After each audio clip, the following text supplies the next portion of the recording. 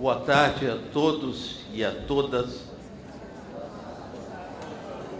Cumprimentos aos organizadores do 10º Congresso de Trabalhadores de Educação, onde eu vejo aqui que são 3 temáticas: educação, direitos e democracia. E é significativo que este congresso tenha o nome de Paulo Freire, grande educador, criador do método da educação do homem e da mulher na sua integralidade e na sua integração, não só na sociedade, mas também na sua integração com a natureza. Eu pretendia falar sobre tudo aquilo que o orador que me antecedeu já falou. E notem que isso é muito importante, porque se muitos falam que a juventude não participa, que a juventude não está presente, neste plenário, a juventude acaba de sufocar pelas ideias e por tudo aquilo que conhece um velho militante da política.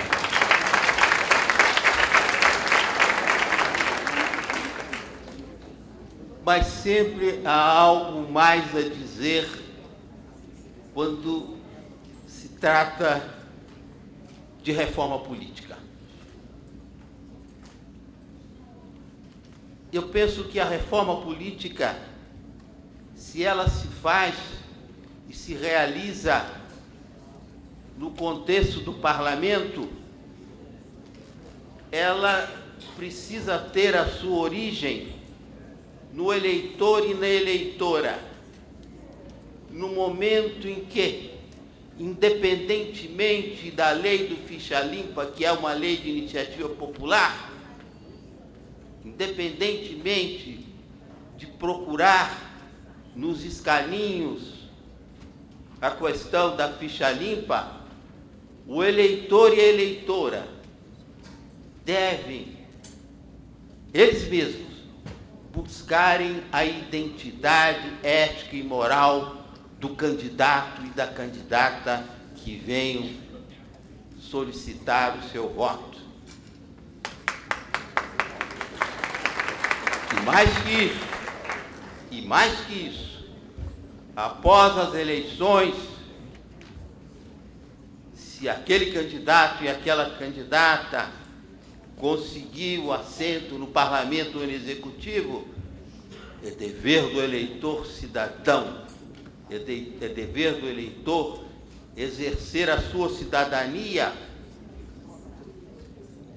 verificando se os compromissos assumidos pelo candidato ou pela candidata estão sendo cumpridos.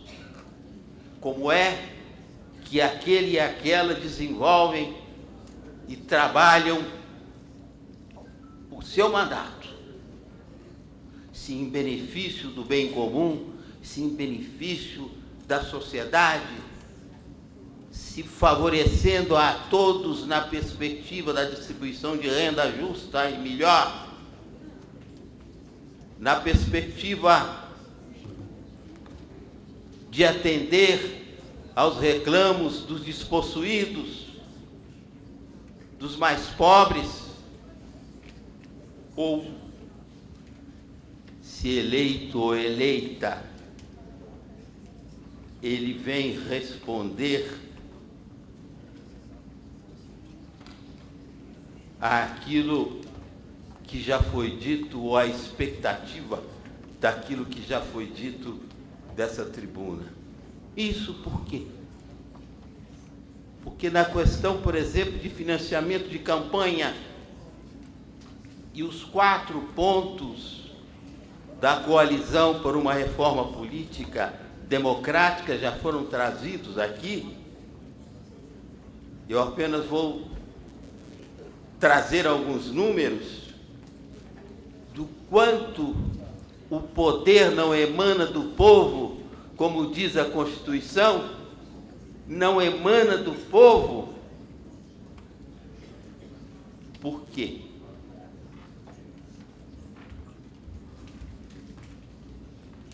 Segundo pesquisas no jornal Folha de São Paulo, somente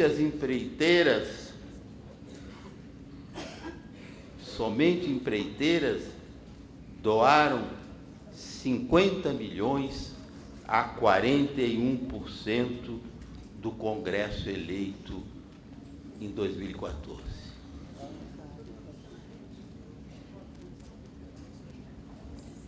A mesma fonte nos traz o seguinte: 540 congressistas eleitos em 2014 investiram, entre aspas, ao todo 864 milhões para conseguir uma cadeira na Câmara e no Senado. Levantamento feito pelo site Congresso em Foco, a partir dos dados do Tribunal Superior Eleitoral, revela que o mandato de 4 anos na Câmara custou, em média, R$507 mil para cada um dos deputados federais eleitos. Entre os 513 eleitos, 59 declararam ter arrendado e gasto R$1 milhão. É por isso que a nossa proposta de iniciativa popular pretende que seja proibido o financiamento de empresas nas campanhas. E nós só vamos reverter essa situação porque a Câmara dos Deputados já aprovou o financiamento a partidos e, evidentemente, os partidos, ao receberem as doações das empresas, irão levá-las aos candidatos e às candidatas.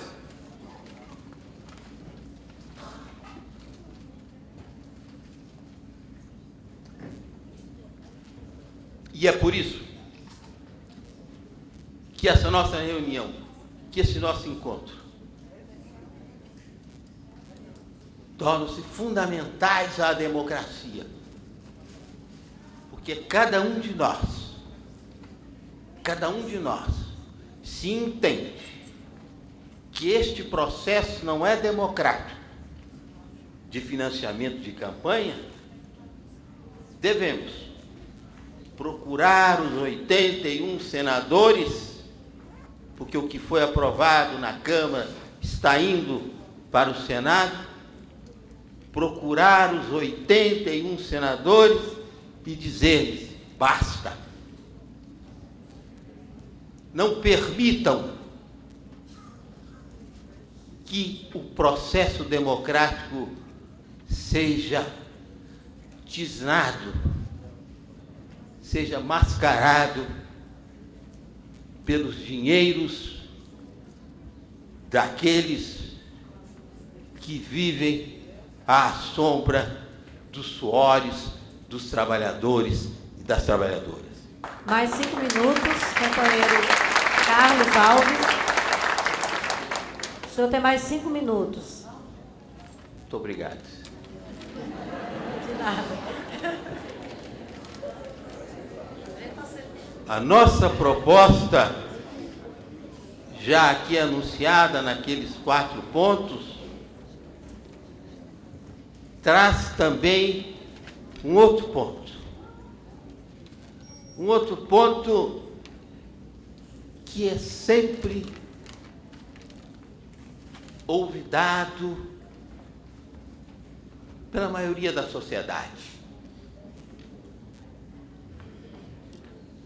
A nossa proposta diz também, além da proibição do financiamento por empresas, além da paridade entre homens e mulheres, além da participação popular por intermédio da iniciativa, do plebiscito e do referendo,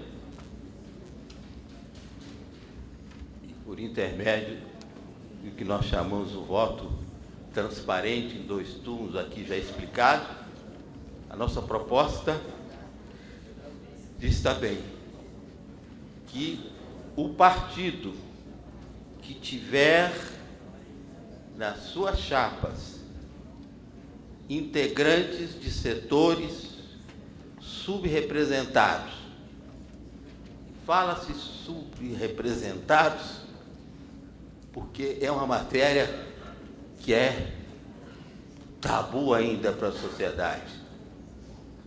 Os subrepresentados, mas enfim, partidos que tiverem componentes do grupo social subrepresentados, ele terá uma participação maior do fundo partidário e do fundo que vier a ser constituído para a campanha política. Isso quer dizer que os partidos que tiverem na sua chapa negros e indígenas terão um recurso maior para que as campanhas de negros e indígenas, para que os candidatos e as candidatas indígenas, negros e negras possam ter mais recursos para suas campanhas.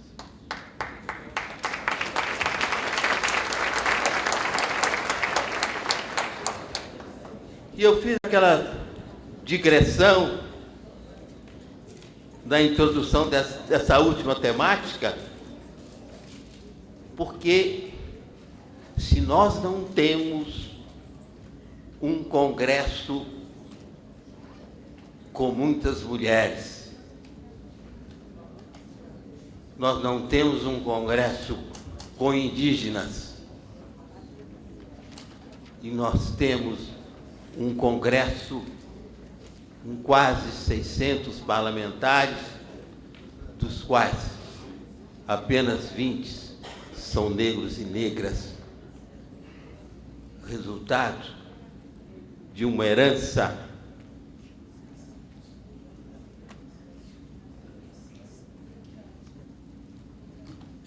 maldita da escravidão, que faz com que nós sejamos vítimas do preconceito, do racismo e da discriminação. Vejam, senhores e senhoras, trabalhadores em educação,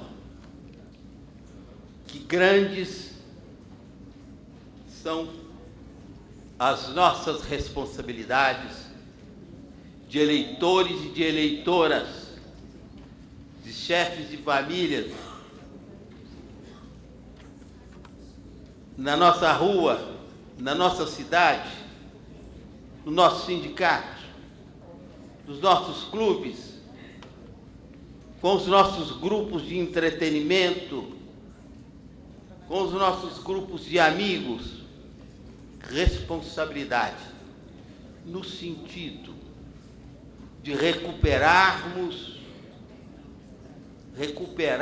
a arte da política, no sentido de que ela seja uma prestação de serviço à sociedade na perspectiva do bem comum, do bem de todos, para que ela seja o resgate dos direitos dos mais pobres, dos despossuídos.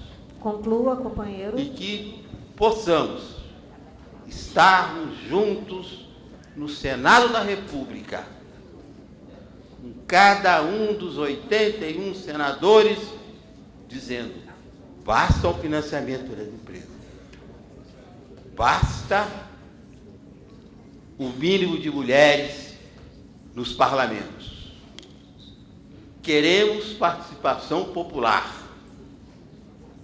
Queremos eleições em 2 turnos. Queremos eleições em 2 turnos com fortalecimento dos partidos. Muito obrigado.